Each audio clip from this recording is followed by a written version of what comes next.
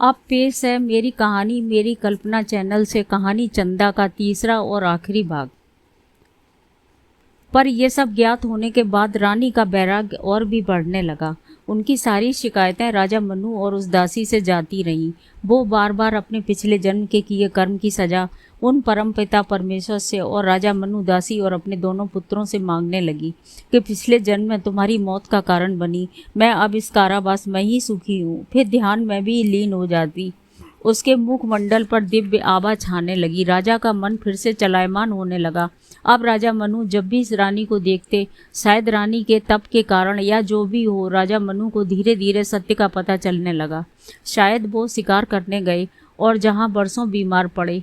रानी रात दिन खुद की चिंता से बेखबर सेवा करती थी। गांव वालों ने उन्हें बताया और उन्हें स्वस्थ होने पर बधाई दी, उनका स्वागत किया। रानी के बारे में पूछा वो कैसी हैं। अब राजा मनु किस मुंह से और किसे क्या बताते। उन्होंने अनजाने में ही कितना बड़ा अपराध कर डाला। खैर, राजमहल आए, दरबार लगाया गया जिसमें पूरे दरबार गांव के सभी लोग को आमंत्रित किया गया। पूजा हवन आदि किया गया। बाद में प्रसाद के रूप में सभी को खीर पूड़ी मालपुआ आदि दिए गए और राजा ने हाथ जोड़कर सभी से प्रसाद ग्रहण का विनम्र निवेदन किया। सभी लोगों ने प्रसाद ग्रहण करने के बाद रानी चंदा से मिलने की तीव्र इच्छा करते हुए राजा से विनती की कि रानी को मिलने और उनके आशीर्वाद की अपेक्षा के लिए। पर इधर तो क्या वो दासी रानी बनी खड़ी थी, पर प्रजा को अपनी स्नेहिल महारानी चंदा से ही मिलना था।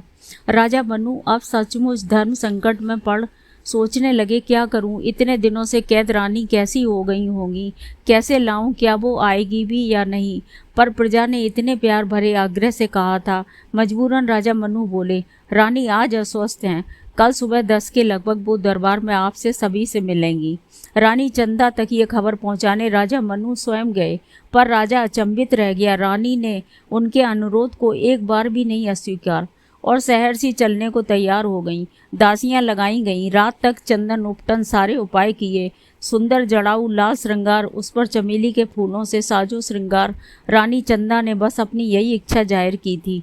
सविनय राजा ने प्यार से शहर स्वीकार कर लिया। दूसरे दिन सुबह प्रातः से ही पूरा गांव अपनी स्नेहिल प्रिय रानी के दर्शनों को उत्सुक होके सुबह से ही महल में आने लगे।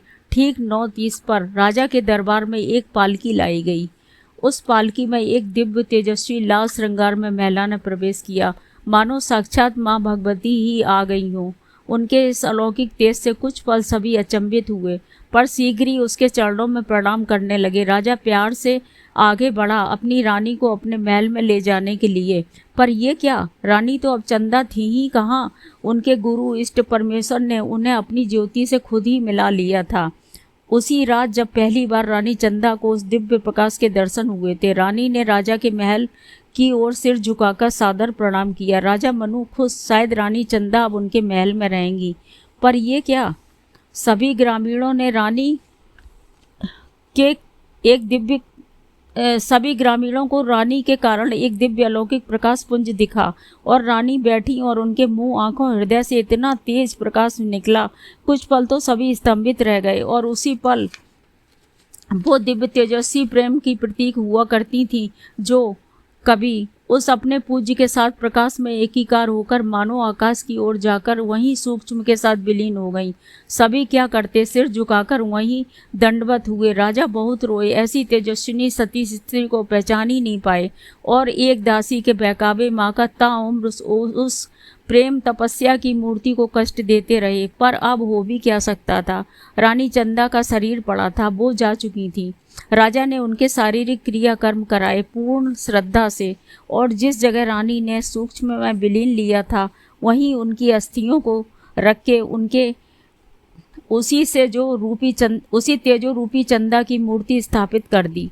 आगे चंदा रानी का यादगार मंदिर बनाया गया। अब राजा मनु और वो रानी बनी दासी राजपाट सभी कुछ अपने बेटों को सौंपकर जीवन की अंतिम सांस तक रानी चंदा की पूजा अर्चना मूर्ति सेवा करते रहे, पछताते रहे। पर कहते हैं कर्म गति बहुत अटल होती है। हम सब तो ऊपर वाले के मोहरे हैं, उन्हें जिसके साथ जैसे जो खेलना होता है वैसे ही कर्मों के फल के हिसाब से चलाते रहते हैं।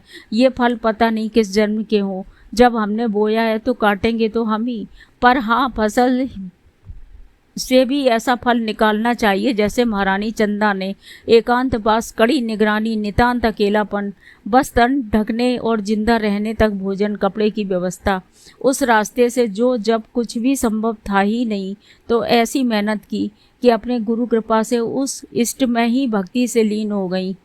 न भोजन, न वस्त्र, न किसी से मिलने की आकांक्षा ही, सब कष्ट जाते रहे। बस उनकी साधना तपस्या ने ही उन्हें कैदी से भी ज्योतिर्मान बना दिया और कैद देने वाले दिलाने वाले उन्हें अंतिम सांसों तक अपना आराध्य बनाकर उनकी पूजा आराधना की। ऐसी थी रानी चंदा और राजा मनु। नमस्कार। कहानी समाप्त।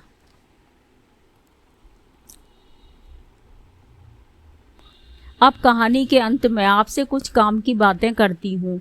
अगर आपको अच्छी लगे तो आप मानिएगा ज़रूर। जीवन में कुछ बातें हम अगर अपना लेते हैं तो जीवन काफ़ी हद तक सरल और स्वस्थ रह सकता है। फिर आगे तो जो होना ही है होकर ही रहता है। हाँ, उस कष्ट को कम किया जा सकता है। प्रातः सुबह 5 से 6 के बीच में बिस्तर छोड़ देना चाहिए।